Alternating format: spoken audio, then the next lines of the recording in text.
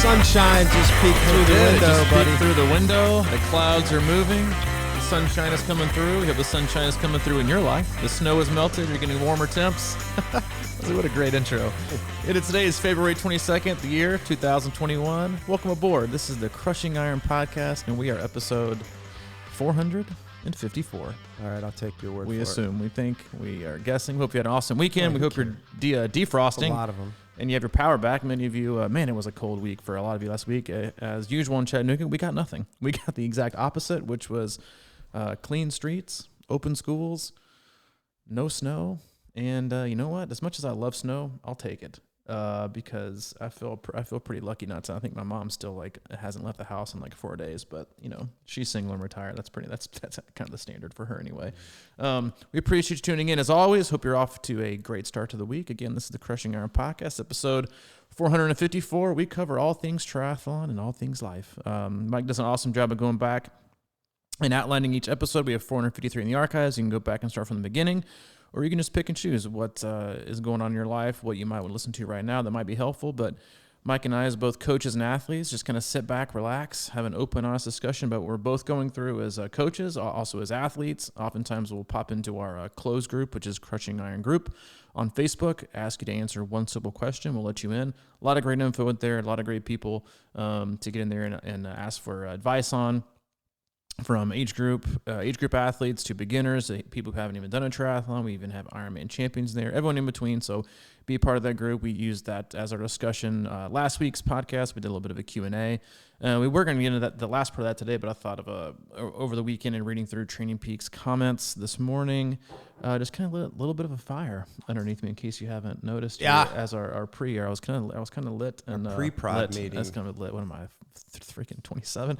I was fired up. But again, we cover all things triathlon. I was popping. Pop my collar. And no, I'm wearing a hoodie. We'll cover all things triathlon and a whole lot of life. We'll occasionally go in depth, swim, bike, and run on training philosophy and how you should hopefully be training and constructing your own if you're not coached.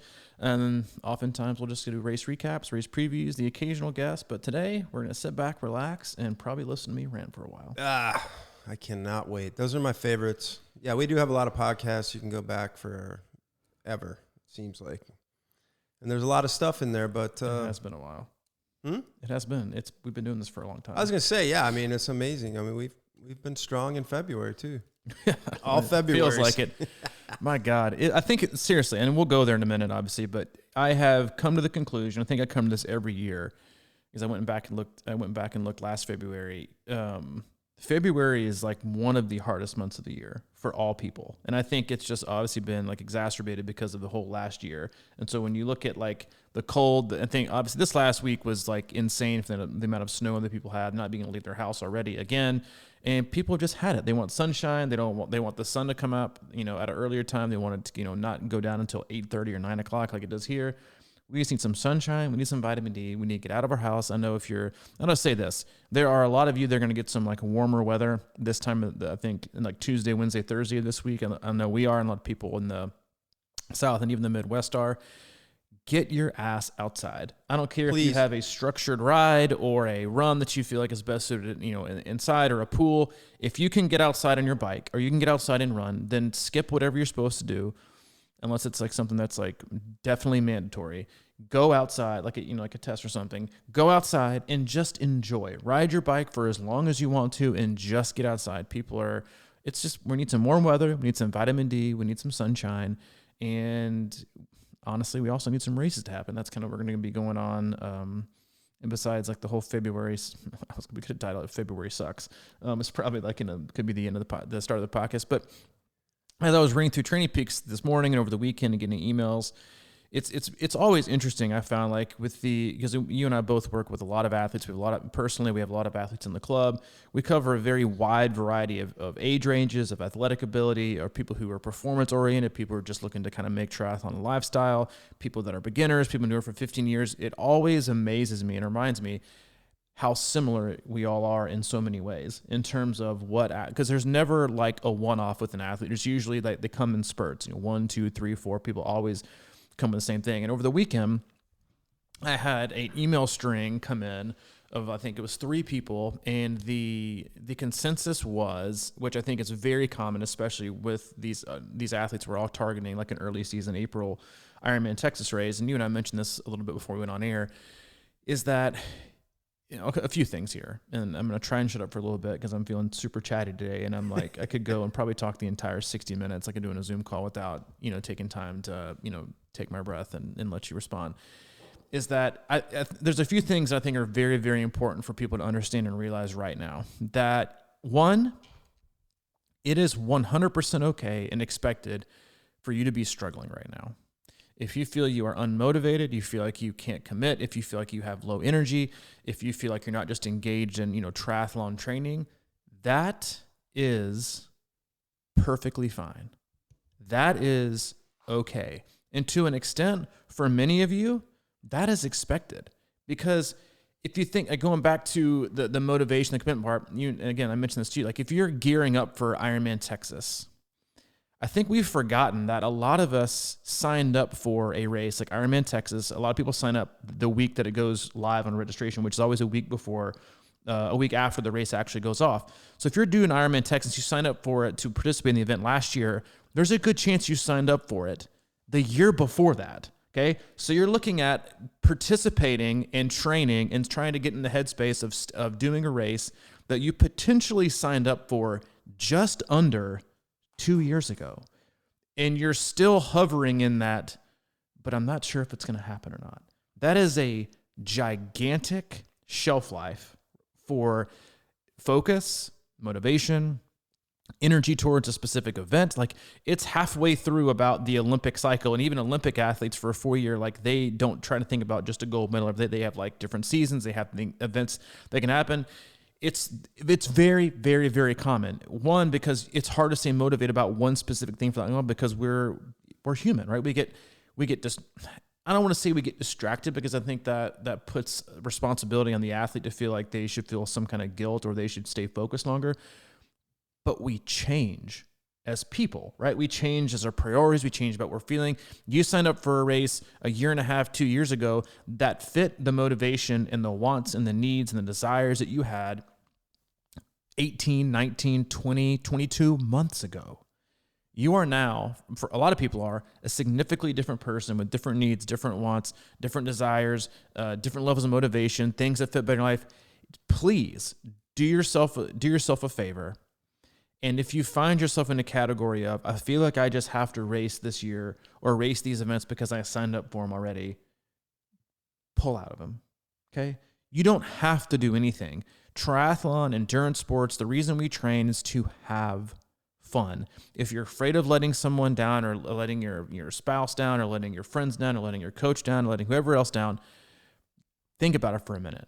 This is for you, and you shouldn't feel at all like you're letting anyone down. If you aren't feeling it, that is okay. The most important thing is for you to do things for yourself that make you happy. I had the same discussion with a lady or a woman who said she's just kind of interested in wanting to ski a lot right now and do some other things. I was like, good, go ski. Take the weekend, go to Montana like you want to, and let's just circle back when you get back. Like, that's it. Like, and whatever makes you happy. I think that's also an important thing for athletes who are coached. And hopefully, if you're an athlete of mine and Mike's that you listen, you already know this. We don't give a shit. Whatever you want to do, just do it. We just want you to be happy. And if we can be a part of that journey, whether it's swimming, running, riding, cross-country skiing, doing long swims, bikes, whatever it is, if we can help you in that process, in that journey, then that's what we're here for. And that's why I always kind of shy away from people labeling themselves as one thing, as I'm a triathlete, because if you remove the ability or the desire, the motivation to do a triathlon, then you feel lost and you feel like, where's my identity? What can I do? So I just think it's an important discussion, because it's such a hard time of year, because we're so close to spring that we feel so far away from it, and we just ready to get outside. It's always this time of year that where the New Year's resolutions wear off, right? Everybody was pumped. It's January. I'm gonna rewire things. I'm gonna change everything. And now that that's kind of gone away and reality set in, then we aren't those people.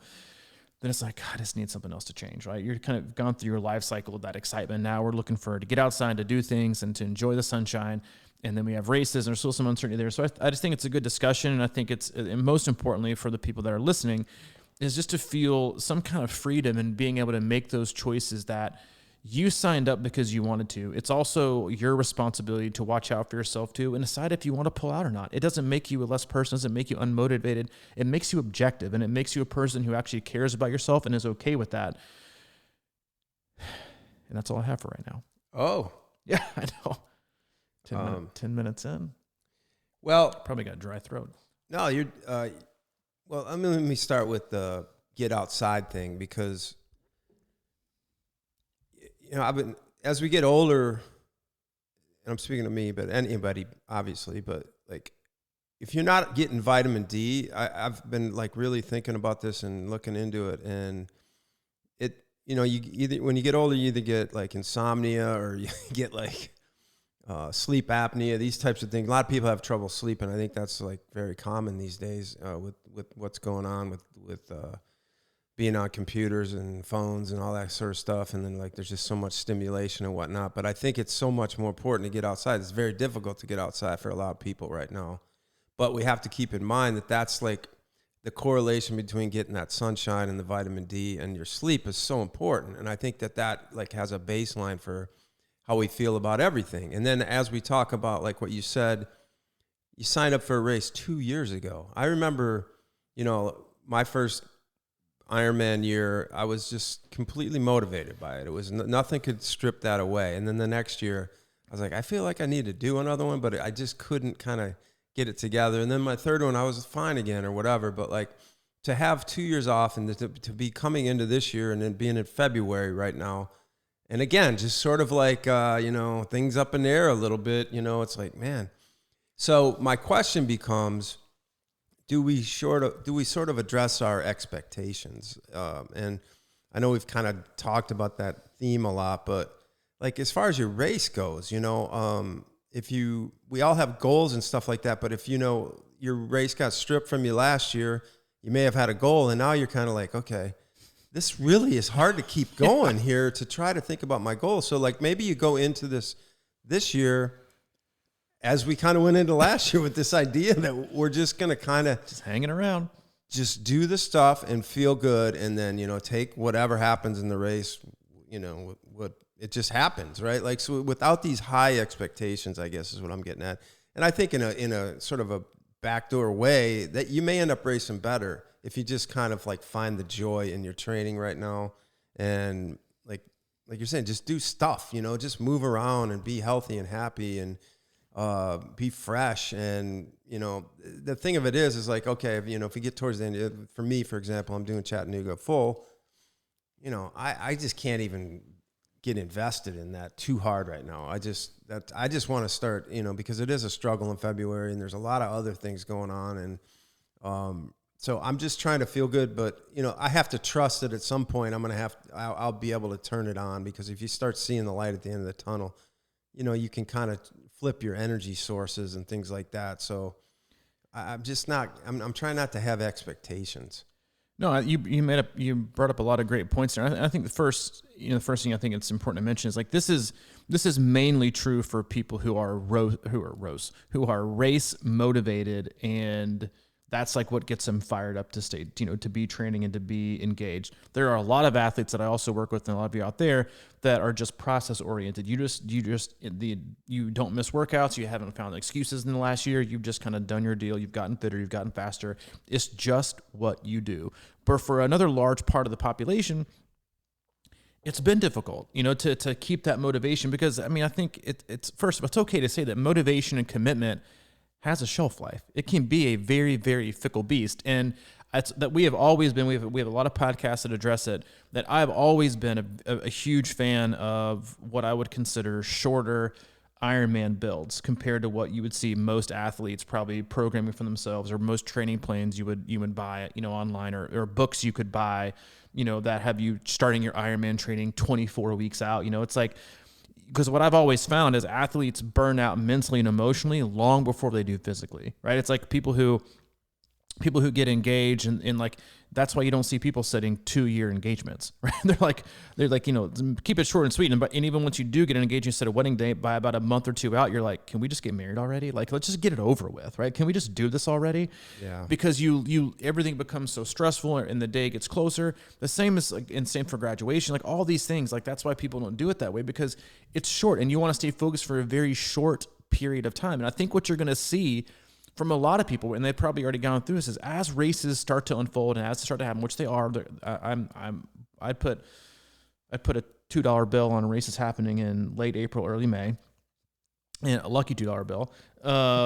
Is that and if you look at how long races are going to be going on, how long the year is, go ahead and tack on an extra 12 months. Right? For last year, if you're doing one gigantic focus on one big race, you're going to see a lot of people who are going to peak fitness wise, but most important, they're going to peak mentally, emotionally, and from a motivation and commitment level standpoint, 4, 5, 6 months out before race day. Because there's only so much you can maintain. That's why it's okay. And I think encourage for athletes to take what they would consider a break. I'm just going to take a break from tri training and I'm just going to bike and run. Well, okay. Well, from where I see it, you're still training for a triathlon. You're just not swimming right now. Right. Or you're just like, you can be these things and not have a race on the calendar. Like I still consider myself a triathlete, right? I've been in the pool a few times. I've biked 4 times in the last 90 days and I've ran a lot. I still consider myself a triathlete. I'll also consider myself a runner and a swimmer. Like you can consider yourself all these things and not be engaged and all the while still feel like when time comes, it's going to come back, and obviously it's going to come back quicker fitness-wise and being able to put it all together from a swim, bike, run standpoint. It's going to come back a lot quicker the longer you've been in the sport, but you're going to get it back. Don't drive yourself into the ground thinking that you have to stay motivated and engaged, because what's going to happen is you're going to end up getting so burnt out, you're going to do none of the 3, and you're going to take a gigantic break, right? Which a 1 or 2 week break is fine, 3 weeks, whatever you need. But you don't want to get to the point to where you just hate it all, right? And I think it's important to stress that, and we'll get into this, I think, later on the podcast, is that fitness is fitness. It crosses over things, and we'll go through this on a experience I had this weekend. But I think when you look at how long races, have to go on, I think it's just really important to understand and be okay with where your motivation is right now. Because if you try to force being motivated, then what's going to happen is the layoff will usually extend, because you're going to assume that you can't or don't want to for however long, instead of just kind of taking it day to day. This is kind of where I am this week. Like don't make judgments on the year, which I think is very hard for a lot of us. This year I probably can't. Well, that's 12 months. That's a long time. Like you don't know where you're going to be in 4 to 5 months. I'll use myself as an example. Last year, I was like, hey, I'm probably not going to do a lot of triathlon training. Who knows what's going to happen.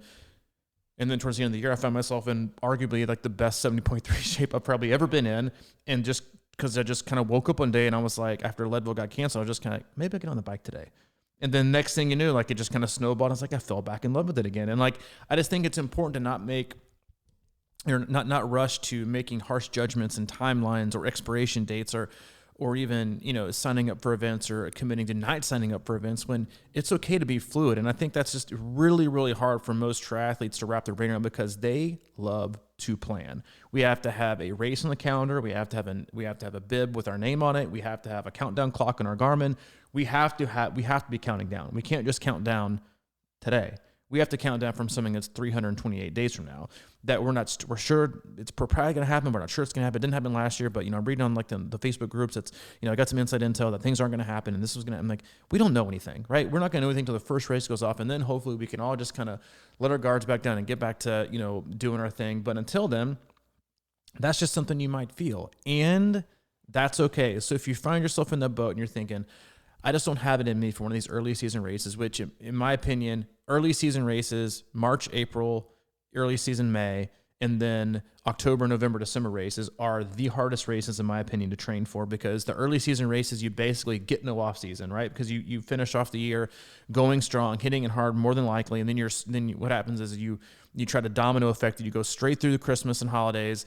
And then you get to a point where you're like, God, now I got to do all my training inside. For most people, no matter where you are, no matter what year we're having, you're doing all your trainer rides, all your rides on the trainer for a lot of people, and you're toast, right? And then the whole rest of your year. So the same thing goes for the end of the year. You take it apart, then like you get through the whole time of year, You're doing everything outside. You can do so much, and then it's like the summer. It's so hot. All of your hottest training, all of your hottest like long days are really, really hot or really warm. It just takes a lot out of you. And then you see all your friends done racing for the year, and they're all doing these things that are fun. They're not doing, they're out grilling out and having pool time and going to college football games and doing all these things. And you're like, oh, but I got a long ride and I got a long run. It just kind of eats at you. So like those kind of bookend races, in my opinion, are the hardest ones to stay focused on. Now tack on 12 months. 16 months, to those, like a lot of people are without, having the opportunity to race last year. So just be kind to yourself and don't jump to conclusions. And also just understand that you got into the sport hopefully to do something good for your life. And that can be anything. You're an endurance athlete. You're not only a triathlete. You're a person who can swim. You're a person who can bike. You're a person who can run. And hopefully at some point, or hopefully at any point in your trajectory as an athlete, and most importantly as a human, is that at least one of those three is going to sound appealing. At least one of those three is going to fit your schedule and your life. Running has largely been that for me the last 2 years. Like I haven't not loved swimming. I just haven't felt really the desire to. Same, I've kind of fallen in and out of love with cycling, but running has kind of been my constant. So I've at least stayed in the game. I've at least kind of sat on the end of the bench with my jersey on. I'm like, all right, if I need to get in the game, I can probably get in the game, make a shot or two. But other than that, but at least I'm here. I'm kind of hanging around. I'm still treating myself right. I'm still getting fitter. I'm still taking care of my body. At least, and that's the great thing about triathlon is you can at least be engaged in one of the three. Hopefully, and at least one of those three fits your life and where you want to be. And I think that's a great thing. Yeah, I wish I would have kept Louisville in August for that reason alone. It was just such a great time to race. It's sort of you get it done, and then college football hits, and then you kind of like done. But back to the countdown. Why do we always have countdowns? I mean, we're always about counting it down and everything. And I'm no relationship expert, as you know. I know this. I've known you for a long time. But I've always been interested in this idea that when people talk about their wedding day and how it becomes labeled the greatest day of my life. And I always was like, really? It's like, that's it? It's over, or whatever. It's like we count it down, like you're saying. It's like, what? I'm always this... really trying to be in the moment. I mean, that's my sort of like mantra, but I'm good at it sometimes and I'm terrible at it sometimes. But to me, that's about that process or whatever, just like what we're doing right now, just sitting here in these chairs and talking on the podcast, but not worrying about, I think that's where we get trapped. It's sort of like, we got this thing coming up or this is going on and we got the race out there.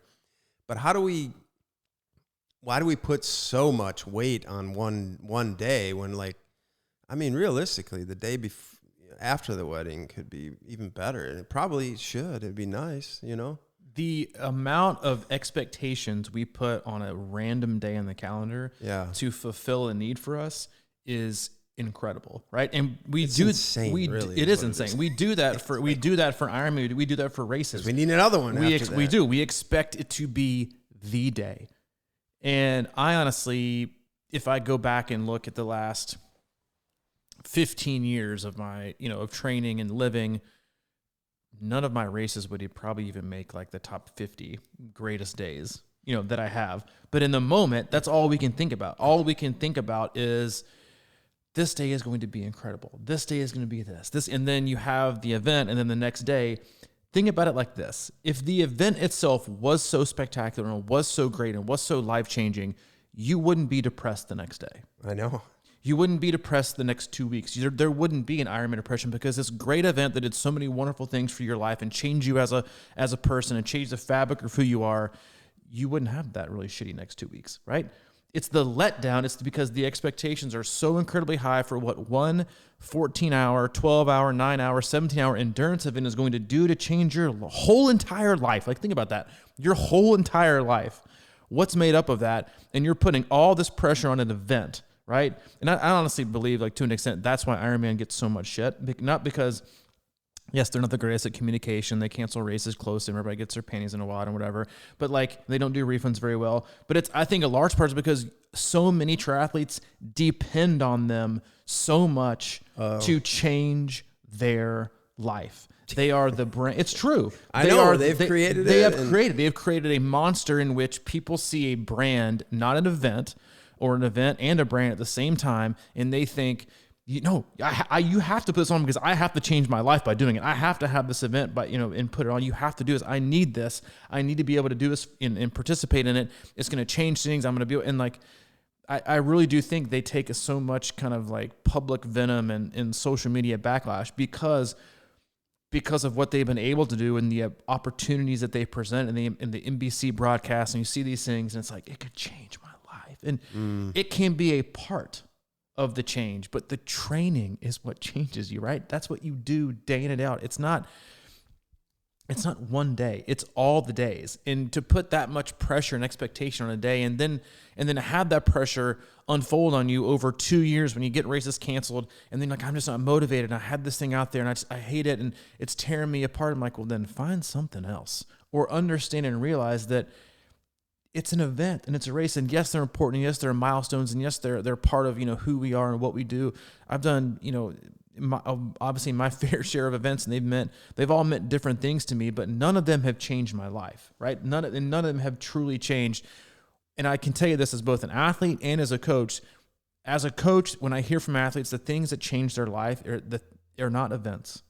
It's the confidence, it's the commitment, it's the resiliency, it's the improved performance, it's the new physical ability, it's community, it's the people that they have found over the course of time training for a day. It's not the day. It's all the days that lead up to it that change who they are, what they do, how they think, the way they see themselves, and what they think they're capable of. Not the day, right? Mm-hmm. And I just think it's so important for people who get wrapped up in a day to assume that day is going to do it. You're missing the point. And and that's why I think it's also okay to feel unmotivated and not energized by a race that for a large part, many of us way overcomplicate and put way too high of an expectations on and put way too much pressure on ourselves to perform. We're losing ourselves in the day-to-day. We're skipping we could be very well overlooking the greatest day of our year, right? In anticipation of what we hope is the greatest day of the year. Because we never know, right? And I think that's it's hard to stay present and it's hard to stay focused. I just think it's important to realize, and I understand that it's one of those. I think it's a touchy subject for people because people don't like to admit that it's so much, right? It's so important to them, and usually like the goal an athlete chooses is a direct relationship to not always the void they need to be filled, but it's always reciprocated in like the amount of expectation that they need to kind of reverse what's going on, or they need as positive reinforcement or affirmation, or even look at it.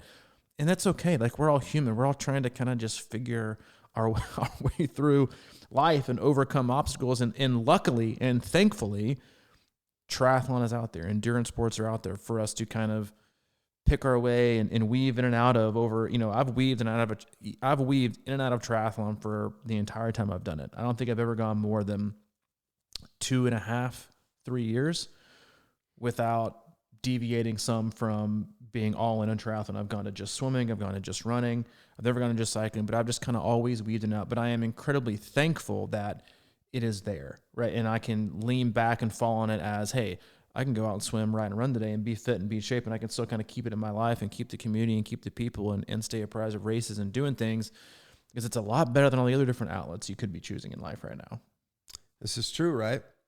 The race, I thought it would change me, my first Ironman. And, I'd go around as I was training, I'd see people wearing Ironman shirts. I'm like, someday I'm going to wear one of those, and it would be like this thing. And what I found is that, and we've talked about this before, I think, where when you finish an Ironman or you finish your half or whatever, but like for me, my first Ironman, it really was one of the best feelings ever, because it was the release. Like, it released all of the stress that I had, like, because, you want to, like, in your mind, sort of like, I want to do this Ironman. I want to prove that I am somebody or something like that. And that's kind of how I looked at it. And when you cross that finish line and you're done, we've talked about it before. You're not thinking about bills, taxes, silly problems, all this kind of stuff. It's sort of like gone.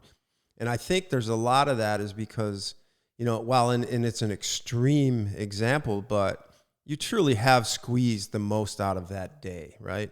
I mean, it's like you've put yourself through the ringer and you've done all this stuff, and by the end of it, you know, you're just sort of like content and proud. I mean, there's nothing better than just sitting around after an Ironman eating pizza, being all sore and like kind of going through licking your wounds with other people. It's like, that's it, right? That's all there is in life at that moment. And I think that's the feeling that we kind of like go for. And that's ultimately, it's really difficult to not be in the moment at that moment, you know? And I think that that's like a real, you know, difficult way to get there.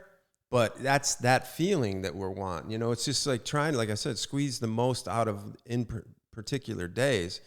And when we train, I mean, like we're in a spot right now in February after a pandemic, and you know, like I think about, you know, it's an interesting thing for me to think about is like these college basketball players right now.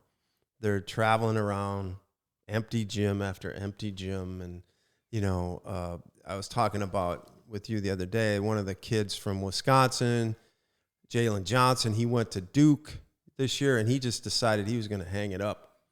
And everybody's like, but I was like, I don't know. I mean, the guy's supposed to be maybe first-round pick in the NBA. And I'm thinking in my mind, is like, the dude went to Duke to play in Cameron Indoor Arena and have people screaming at him. And now he's in an empty gym every day with Coach K screaming at him. And it's like, it probably gets old, you know, but like, so it's how those kids keep going, you know, and I think there's a lot of value in that because they are playing it for the love of the game. I mean, that's ultimately stripped out. Can you imagine?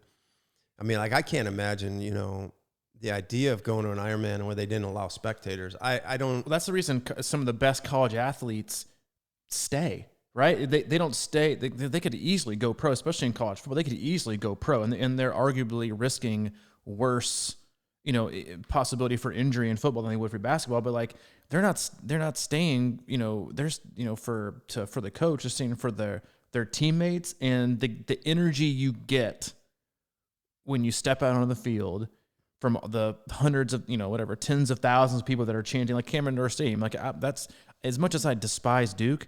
I'd pay money to go sit on the front row at a Duke game and watch it. Like there's a lot of places I would pay money to go experience what it's like to be in that environment because the energy does. Like the people tell you that about the Ironman finish line. Like that's why I think, again, like Louisville is and one of the greatest finish lines that Ironman will ever have because it's so condensed being outside but also inside with like, you know, how they have like the 4th Street Live there that you can feel the energy in that area, and it does. I think for that moment, that energy does change you, right? And so I think that going to your point, those are the things that, and so yeah, guys that make that kind of decision, I get it because like that's like you said, that's why you go there, right? To have that full on experience. And I've talked to a whole lot of athletes that I work with, athletes that I don't coach that are high level performing athletes.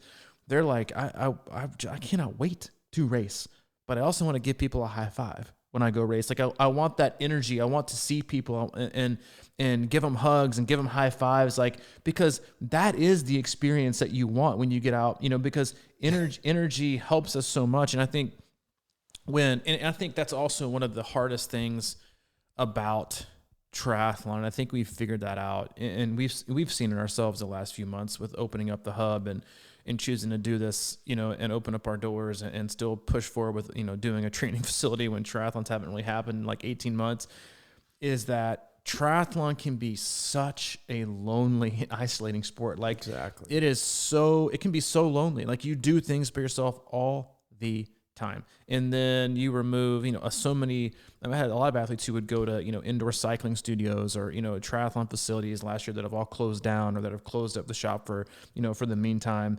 And it's like people love to see other people working hard. They love to see people going for a goal. Like even though I don't like talking when I'm out on a run for the most part, I still love seeing people because even the random strangers go out and you run the Riverwalk and you see people who are like, yep, they're working hard. Yep, they're working hard. Yep, they're working hard. They're doing their thing like they're other people. Focus on your form. Focus be on smart. That's right. Be fluid. Show me you're a runner. Look like you know what you're doing.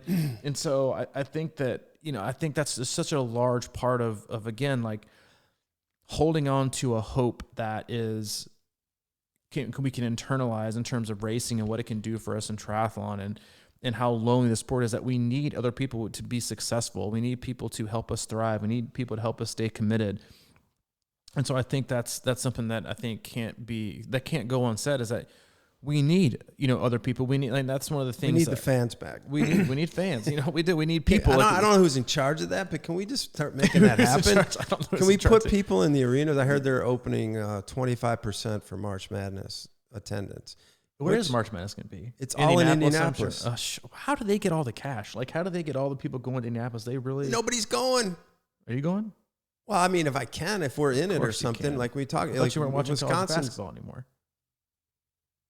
I'm trying, dude. It's like my one thing, and I turn it on, and it's kind of like it's bittersweet every time. And you guys beat Northwestern this week, right? Yeah, last night. But it's like, I think we're back. The Badgers are back. The Vols got it handed to them by Kentucky. But like 25% attendance. I'm like, come on, man. Hey, but it's still better than zero. It's better than zero. It's better than zero. Yeah, but it's like, why? What are we doing? Hey, put them on the front row. You never know. I'm just saying. Half the people in the stands anymore don't even watch. They just play on their phones the whole time. No, at the March Madness? No, not at March Madness. I just want to be able to fill out a bracket. I do too. My brackets are usually the worst. But I'm not totally. I think the idea of having it in one city is actually kind of cool. But we got to get the fan energy, man. They took it away from last year. We need people. These poor kids, man. I can't believe it's hard to believe that's been like an entire year. It's gone by. They walked him off the court. I know. I remember. I think you messaged me. Anyway. And I do. I think, like, going back to triathlon being such like an isolating and lonely sport, is that's like, as the year goes on and like we're able to, and the sun comes out and races start to happen, I think that's one of the things that hopefully can energize people if you're ready for it. Like, and I think that's why just kind of hovering around, like you said, like towards the beginning, in terms of, there's really nothing wrong with, and if you're an athlete that has a coach, I'm sure you feel confident enough and comfortable enough to communicate this, and hopefully all of the athletes we work with know this as well, is that it's okay to not feel it for a week. It's okay to not feel it for 2 weeks. It's okay to not feel it for 3 to 4 weeks. But if you can communicate that, then you can at least find a way to tread water instead of stand still and walk backwards, right? Like, that's part of the thing, is like, you don't want to drown, you just want to tread water. You don't have to always feel like you're moving forward, which is an obsession with athletes, is they feel like they always have to have something to show for their work, right? We always have to see something. We always have to have something appearing that day, or that if we take a week off or we take 2 weeks off, I'm going to lose all my fitness, right? It's like, no. And I can say this with I feel like a lot of certainty. You're not afraid about losing your fitness. You're worried about your confidence, because that's not how fitness works. And I don't know how many times I can come on this podcast and say this. I feel like a parent right now. You don't lose fitness that quickly. Like, I don't know you don't gain fitness in 2 to 3 to 4 days. You don't lose it in 2 to 3 to 4 days. And again, going back to what I said about the availability of a sport like triathlon, to always be able to find at least maybe one, either swimming, cycling, running, into your life. And we talk about the benefits that cycling has on running, and that running has on cycling, that swimming has for all of them. Like, it's not going to go away overnight. It doesn't. As long as you can stay active, and you can even take 2 weeks off, you're still going to have it. And I think, again, it's not a fear that I think athletes express truly. I think they just kind of use. I think people rag on Ironman because that's who they can beat up on because they need them so bad.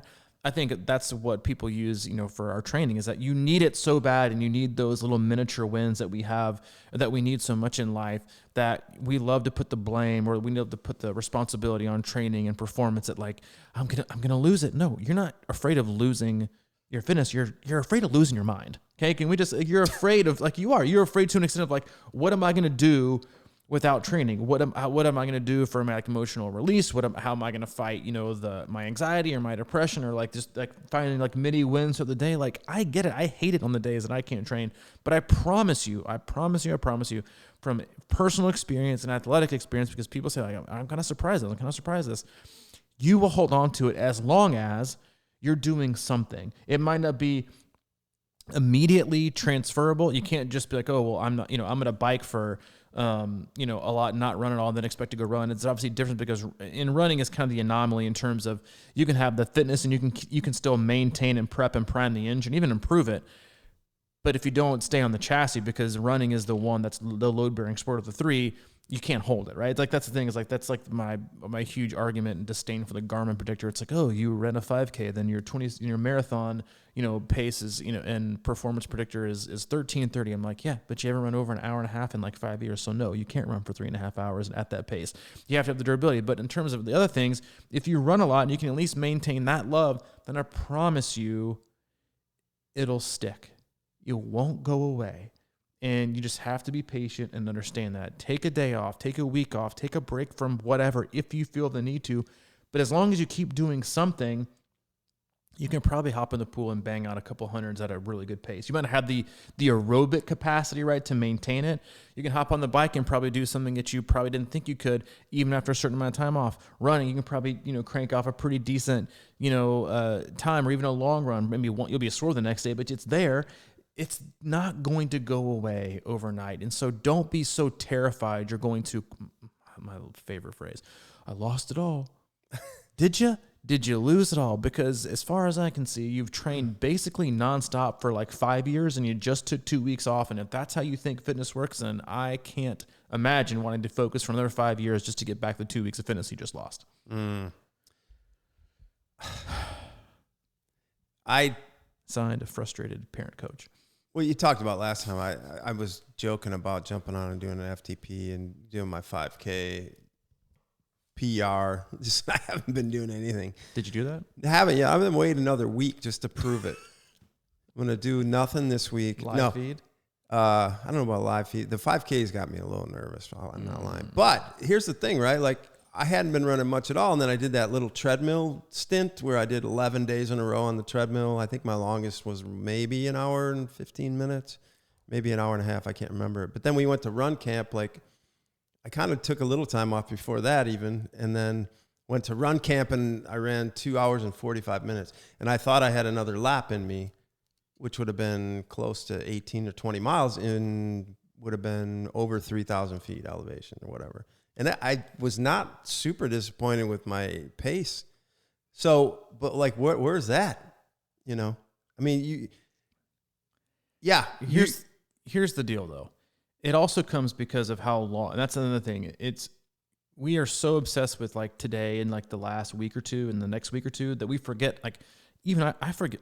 I oftentimes forget, even though I mentioned like weaving in and out triathlon, every 2.5, 3 years. And like, I've been doing this for like 15 years, like over 15 years. Right. It doesn't go away. Just like you've been largely consistent doing this for 7 years. It doesn't just, I mean, you did, I think it, ate your lunch to an extent, but you still did it though. The little Wisconsin athlete weekend we had, like you still, popped off a loop with basically very little, in a Wisconsin bike loop. That's about as challenging as you're going to get for a loop in terms of road conditions and elevation. Like, you still did it, just like this at run camp. It's still in there.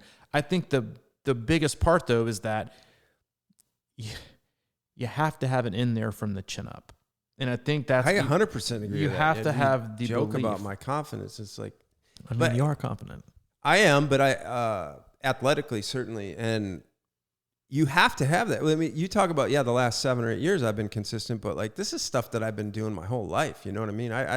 It's sort of like if you grew up learning how to play piano. Yeah, if you haven't played in 20 years, you're probably going to be super rusty, but you can bring it back fairly quick, I bet. It's in there. Whatever is in there. Like, if you haven't done anything in your whole life and then you pick up triathlon in your 40s and you've never swam, bike, or run, it's hard to believe that nobody's grew up running. These are things that your body, I believe, just remembers, and there's a lot to be said for that. And we have to trust that,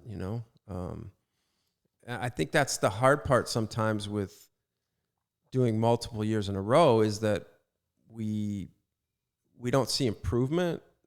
Like we see it, a lot of it early in the game, and if we're not improving, that doesn't mean we still don't have it. You know what I mean? So it's just harder to stay in the game when you're not seeing big wins and games. Like, I think that's what makes the longevity of the sport so difficult, which is why, of course, you have to shift your perspective, because those big wins are going to be fewer and fewer.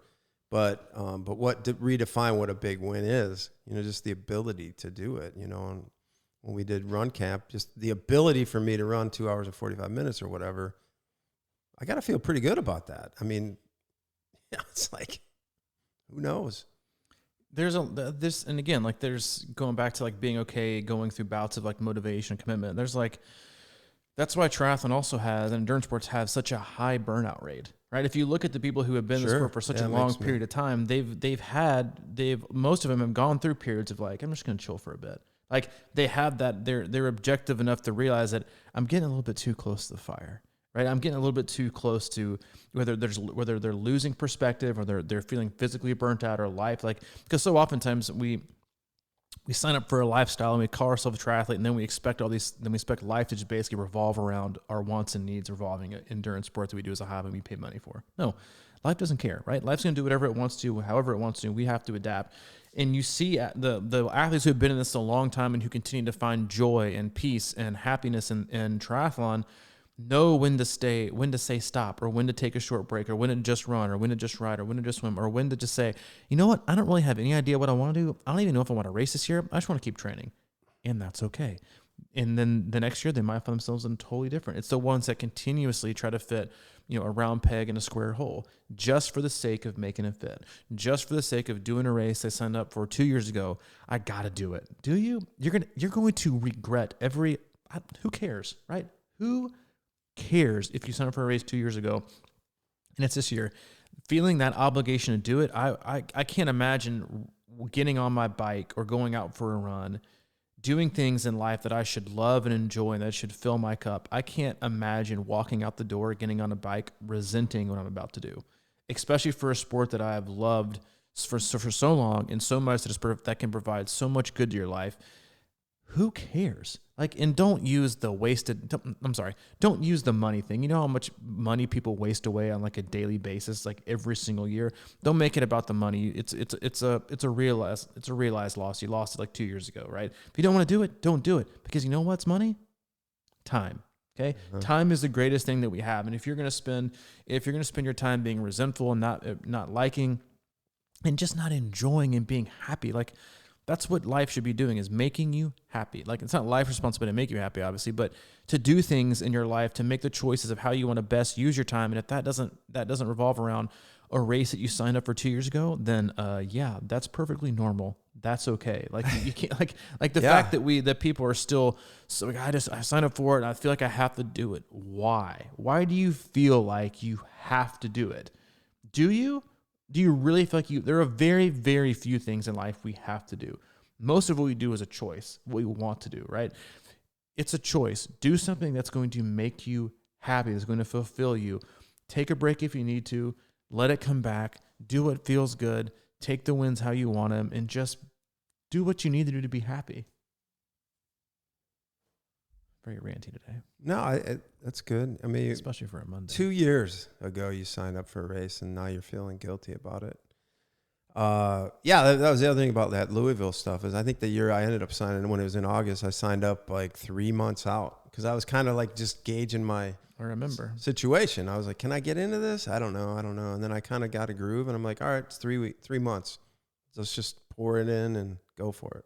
Turned out to be a bonfire, but literally. And I do think that there's a lot, it's really hard to like stick to long-term plans as it is, and I'd still like that idea of, instead of like putting firm goals on the calendar or whatever, firm dates like that you just sort of set your intention out there and aim in that direction every day, and let those little days kind of build up and take care of the whole thing. And I think that's an easier way to enjoy what's going on now too, without worrying about something that's out there on the calendar. And then, it's on the calendar, and then you say, okay, I got that thing this day. And then on top of that, I have to do this, and I have to perform at this level, and I have to do this, and whatever. Man, it just sort of like, sits in your conscience and saps your energy for what's going on right now. It's a subconscious kind of steal. And I think that man, we've got a lot going on, period. And going back to what I said about soaking everything out of this day, it's sort of that feeling, although when you get done with an Ironman, you're exhausted, but it's really difficult to sleep, it seems like to me. No, for sure. But, for me out at that run camp, those days out in the sun and running around and everything, I got done, at the end of the day, I was like laying down and I felt, man, that was a good day. Felt sufficiently exhausted and slept like a baby, And I think that it's really difficult these times to kind of because we're always, sort of generating faux energy either by dopamines or the caffeines or whatever we're trying to do to kind of perk up the day rather than literally going out and burning that energy that I think we have more of than we believe or realize a lot of times. It's just that we get into a cycle of that highs and lows, and then it's just the peaks and valleys all the time rather than sustaining kind of constant energy and literally burning it out by, doing, more things each day that kind of fill our cup. The amount of the ability we have to put in call an audible on our benchmarks, right, in our time is something I think is very underrated, and that we do more oftentimes than we realize. You go out for a 2-hour run and you're supposed to empty the tank at the end of 2 hours. The whole last 30 minutes, all you're thinking of is that 2-hour mark. And you're and then you finish, you're God, I had nothing left. But at the 10-minute mark, if someone's all right, you got to go 220. You'd adjust yourself and be I can go 220, right? But we see the closer we get to that finish line, the more pain that we feel because we know it's almost over. So we're more apt to feel it. I hopped on the bike this last Saturday, and for the last 30 minutes, I was all right, I'm just going to empty the tank and see how well I can do until I hit the 56 mile mark, and then I'm done. And I emptied it, and then after 56 miles, I was I couldn't have gone to the pedal stroke, right? I was done. But if I'd have been you need to go 60, guess what? I'd have figured it out. I'd have figured it out. I'd have made it 60, right? And so I just think it's an interesting, it's psychology or experiment of how we set benchmarks and then basically predetermine when we're going to be tired for them or done with them, or our motivation is going to expire by then. And then someone moves the goalpost, and you're whoa, I can't do that. Yeah, you can, because if I'd have preset those goalposts over here, you would have adjusted and you would have made it happen, right? I just think it's an interesting psychological thing to go through, and how we see the end point. We see, because I think everyone would say you can have a 4-hour ride, right? And the first hours you're this is I'm really struggling, or excuse me, I'm feeling really good. This is really good. And then the closer you get to the end, you're God, I'm getting uncomfortable. You see and feel the end being near, and then you all of a sudden start to feel more of the things you've been basically trying to not feel for the last 3 and 4, and then the last 15 minutes feel like the longest. Time couldn't move any slower, and it's because we set that kind of deadline and that alarm and that clock in our head that's at this point you're going to be done. You're finished. Instead of, and obviously it's an endurance, it's a training thing, and you need that end. You can't just kind of train infinitely. But if you would have said, go 4.5 hours, well, at that 4.5 hour mark, 4 hour mark, you've been I got another 30 minutes in me. It's that optimism of not kind of putting an expectation or a limit on what you can do and what you can't do based on where you see yourself stopping, whether it's a date on the calendar, whether it's a time on the clock, whether it's a threshold on your bike. Setting those limits is largely a psychological, mental thing. It's very for most people, it's very rarely a physical limitation.